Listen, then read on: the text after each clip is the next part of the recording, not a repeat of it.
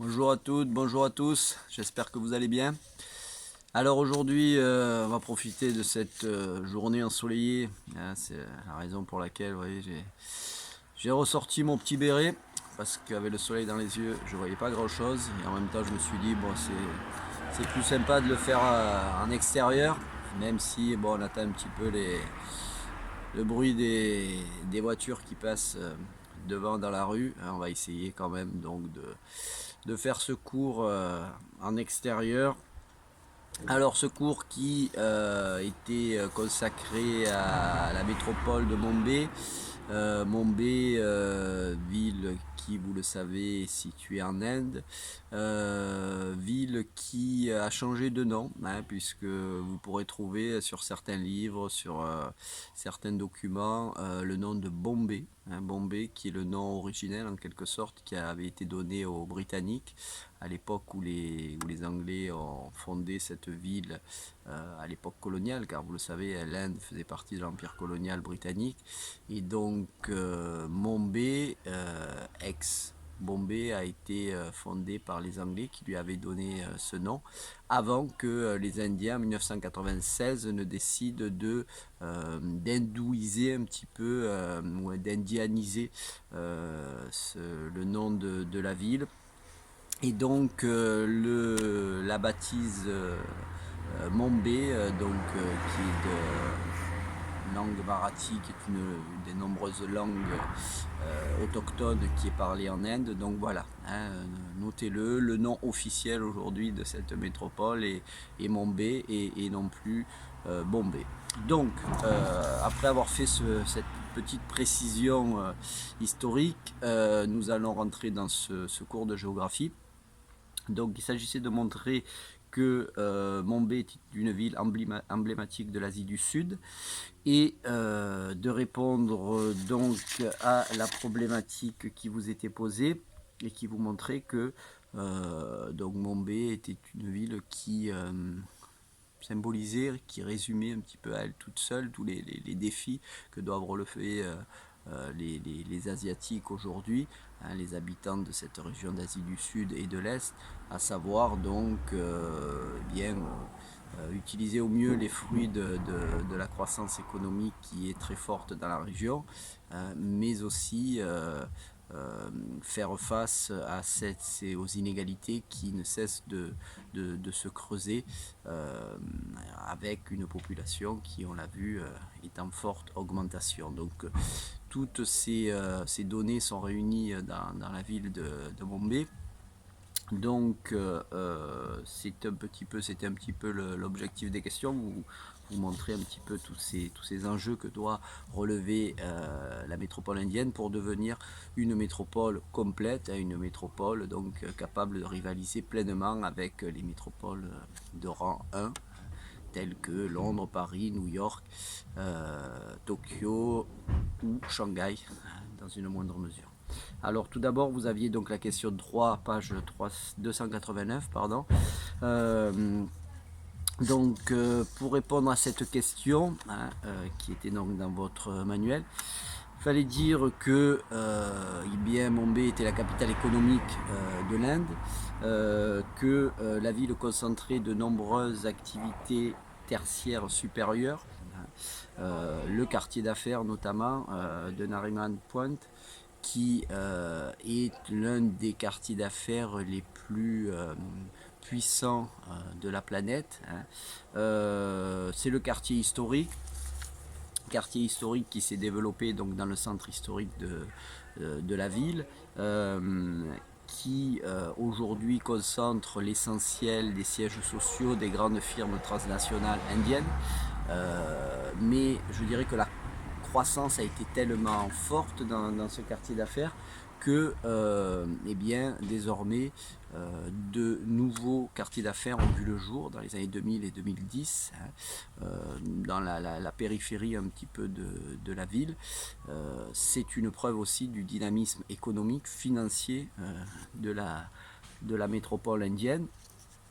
Donc Bombay, je vous l'ai dit, siège de la plupart des firmes transnationales. C'est le facteur. Voilà.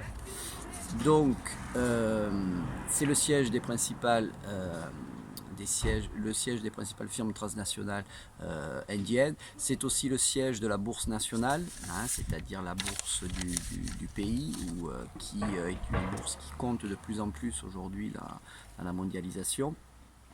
Mumbai, en plus donc d'être un centre tertiaire majeur, reste un centre industriel incontournable dans la région, hein, puisque un chiffre qui illustre un petit peu cette toute-puissance industrielle de Mumbai, 25% de la production industrielle du pays, de la production totale qui est réalisée en Inde, pays quand même, je vous le rappelle, hein, de 1,3 milliard d'habitants, pays qui est grand comme plusieurs fois la France. Et bien dans ce pays immense, dans ce pays qui est le pays qui sera le pays le plus peuplé du monde dans les années à venir, et bien un quart de la production industrielle est réalisée dans l'aire urbaine de Mumbai. Donc ça vous montre un petit peu la prédominance de cette ville dans la production industrielle.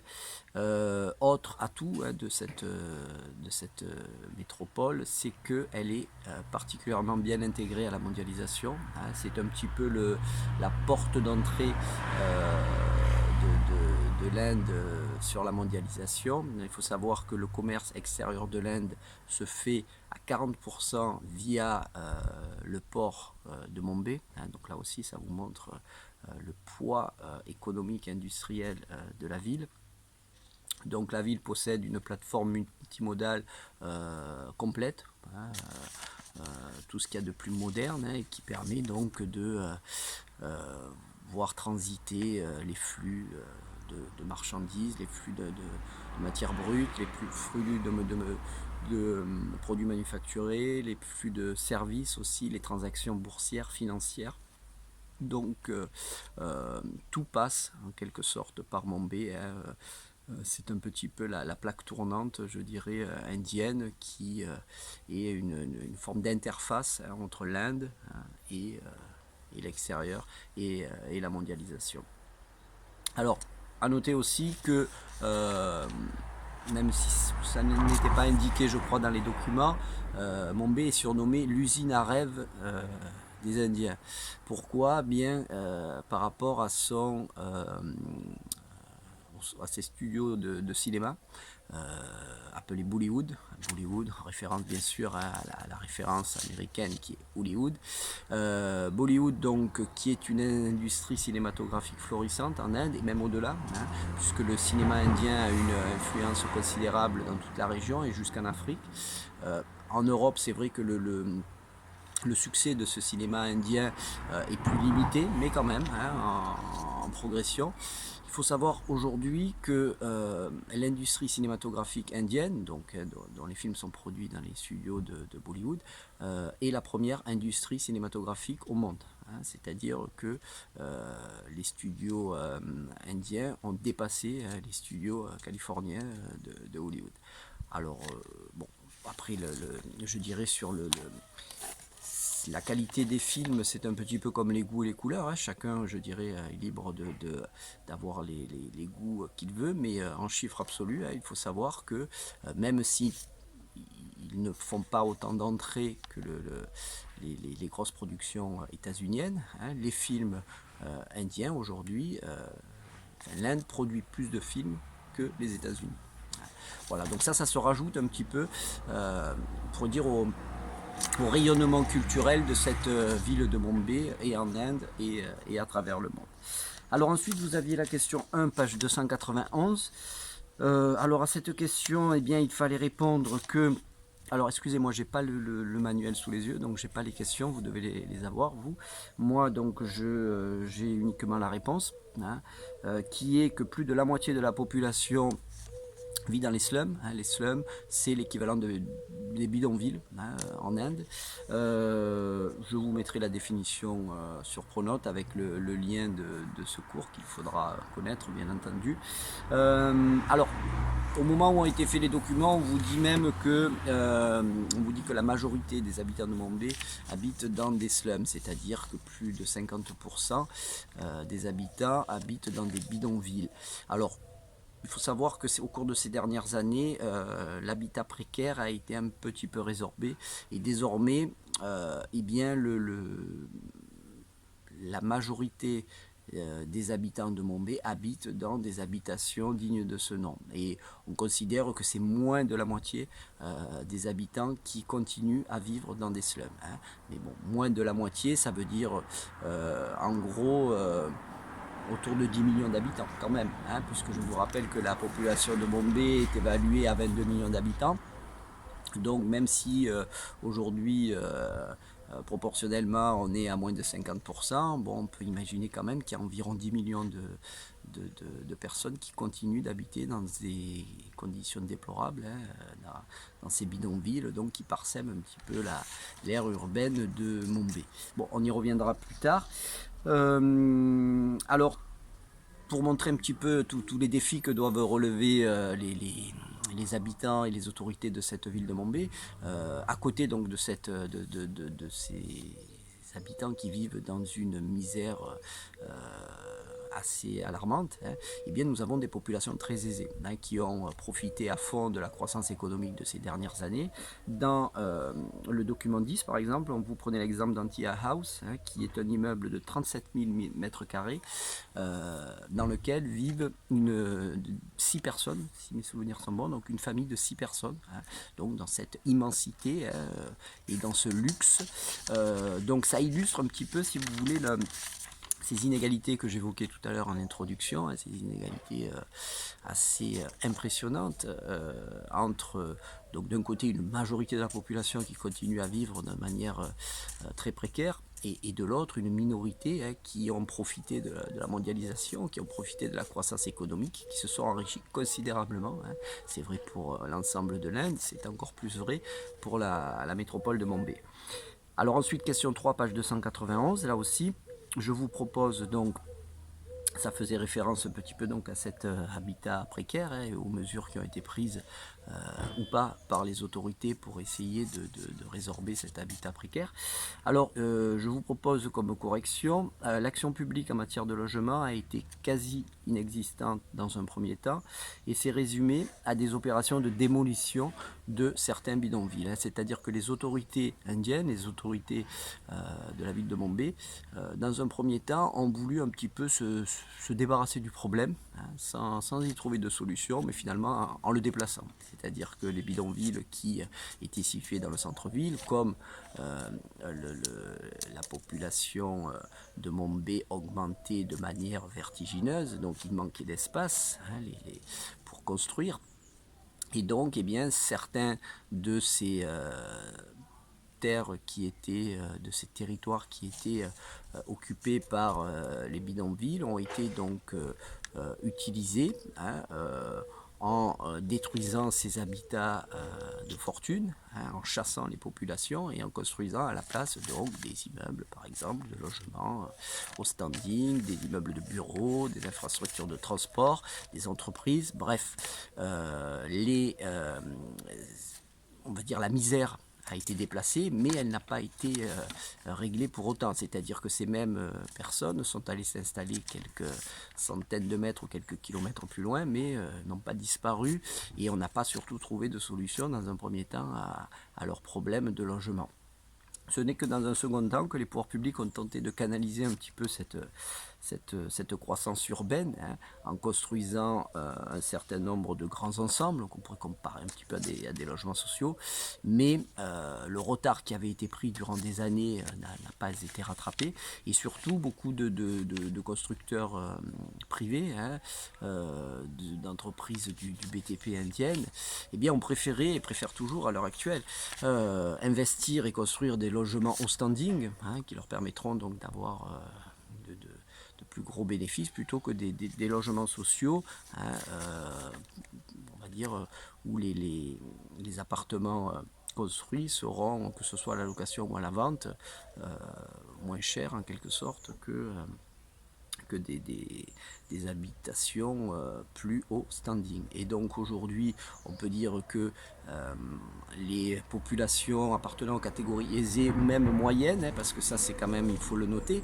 une réalité depuis une vingtaine d'années, c'est qu'on assiste à une émergence d'une classe moyenne en Inde et notamment dans les grandes métropoles comme Bombay.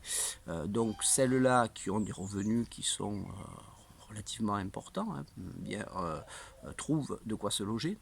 Par contre, les personnes qui vivent et qui sont encore la majorité de la population, qui vivent de petits boulots, qui vivent avec des salaires très modestes, et bien eux souvent ne trouvent pas à se loger de manière digne en quelque sorte.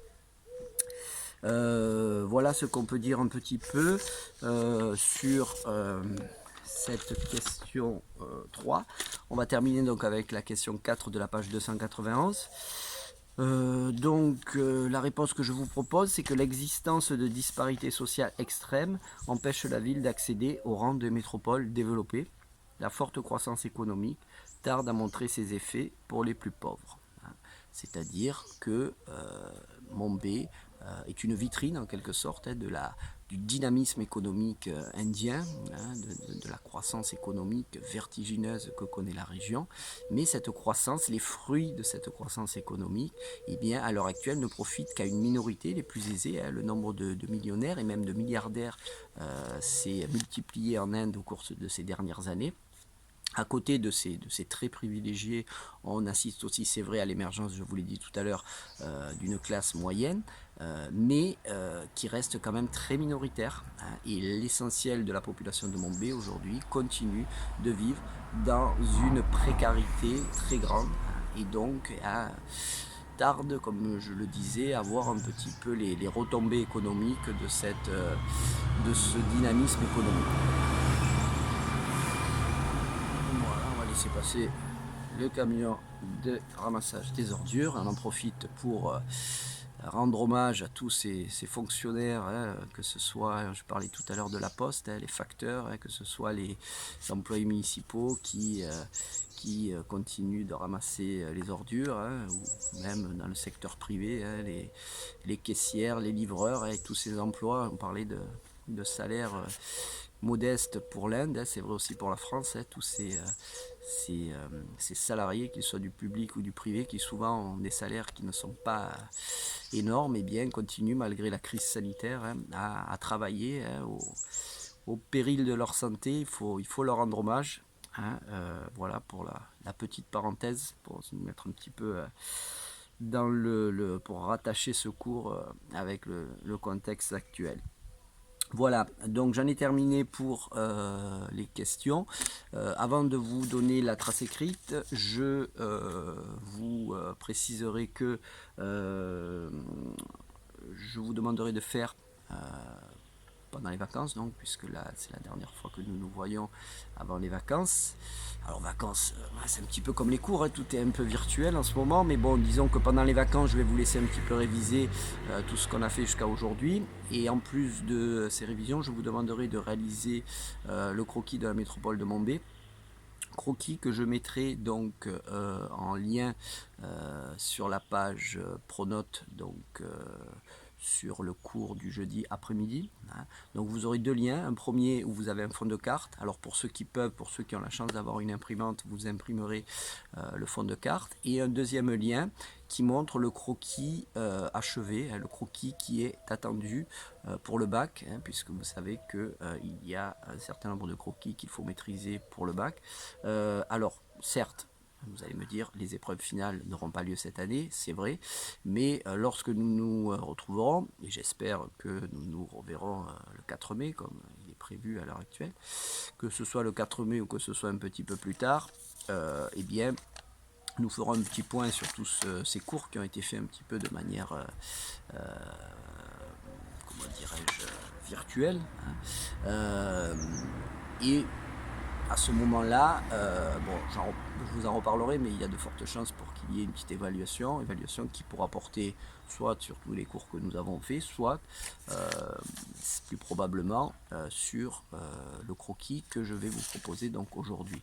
Hein, donc les cours, c'est vrai que c'est difficile de vous évaluer sur des cours qu'on a fait comme ça de manière un petit peu particulière, sachant que vous n'êtes pas tous sur le même pied d'égalité hein, pour à la fois pour les conditions, je dirais, d'apprentissage en termes de matériel informatique. Vous n'avez pas tous un ordinateur, vous n'avez pas tous des imprimantes, vous n'avez pas bon. Donc je vous demanderai bon à tous de faire un effort voilà pour prendre ces cours, les noter dans les traces écrites et écouter ces vidéos pour essayer de bien comprendre, me poser des questions éventuellement en m'envoyant des mails. Mais surtout, hein, une chose, et ça c'est donné à tous, c'est que le croquis que je vais vous donner, je vais vous demander donc de le réaliser, hein, non pas simplement d'imprimer le corriger. Je vous demanderai d'imprimer si possible le fond de carte. Ceux qui n'ont pas d'imprimante, eh bien vous ferez à main levée les contours de l'aire urbaine de Monbé. Vous verrez, c'est pas très compliqué sur une feuille blanche. Hein. Et ensuite, donc, vous essaierez de recopier un petit peu les différentes parties de ce croquis ainsi que la légende. Et puis dans un second temps je vous demanderai de l'apprendre, d'accord. Voilà, donc ça sera un petit peu le travail que vous aurez à faire au début des vacances. Je crois que j'en ai terminé, donc je vais maintenant vous donner la trace écrite. Monbé est le principal point d'ancrage de l'Inde dans la mondialisation. Aire urbaine de 22 millions d'habitants, elle prétend aujourd'hui au statut de métropole mondiale. Premier pôle portuaire et aéroportuaire du pays, centre décisionnel en matière économique et financière, capitale cinématographique, Monbé réalise environ 5% du PIB national. Et vous pouvez rajouter entre parenthèses, pour montrer vraiment la toute-puissance de cette ville par rapport au reste du pays, que le PIB par habitant hein, à Monbé est 3 fois supérieur au PIB national. C'est-à-dire qu'en moyenne, un habitant de Monbé gagne 3 fois le salaire d'un habitant du reste de l'Inde. Ça vous montre un petit peu, là encore une fois, le poids économique de cette métropole par rapport au reste du pays. Vitrine de la modernité, de l'Inde, la ville est également marquée par d'extrêmes inégalités en termes de conditions de vie. Les slumdogs, les habitants des bidonvilles, là aussi je vous donnerai la définition, voisinent avec les millionnaires. Et le développement d'une classe moyenne liée à la croissance économique de la ville a du mal à faire oublier que la majorité de la population n'a pas accès aux services de base. Entre parenthèses, logement salubre, eau courante, transport, ramassage des ordures, etc. Voilà, fermez la parenthèse, point final. J'en ai terminé donc avec cette leçon consacrée à Monbé. Pour la terminer complètement, donc vous réaliserez le croquis dont les liens apparaîtront sur la page Pronote dans la partie cours du jeudi après-midi. Je vous souhaite à tous de prendre soin de vous déjà. Hein. J'ai eu quelques retours, quelques élèves qui eh bien, ont été touchés, ou eux ou leur famille, par ce virus. Donc à ceux-là, celles-là, je leur souhaite un prompt rétablissement, je leur souhaite beaucoup de courage. Aux autres qui ont la chance d'être en bonne santé, hein, essayez donc de faire en sorte même si je sais que ça devient de plus en plus difficile, hein, de respecter les consignes de confinement, hein, de prendre soin de vous, de vos proches, hein, même si on va être en vacances virtuellement, d'essayer quand même de continuer à réviser, à revoir les cours, hein, à être dans une logique de travail, hein, et puis voilà. Bon ben, portez-vous bien et rendez-vous à la rentrée, hein, donc même si nous ne rentrons que le 4 mai, à partir du 27 avril, rentrée, jour de la rentrée officielle, qui aurait dû avoir lieu s'il n'y avait pas eu cette crise sanitaire. Donc je reprendrai les cours via ma chaîne YouTube, donc vous pourrez continuer à à suivre la progression du programme de géographie notamment, puisque nous n'avons pas terminé le chapitre de géo. Voilà, donc je vous donne rendez-vous dans 15 jours. Portez-vous bien et passez malgré tout de bonnes vacances.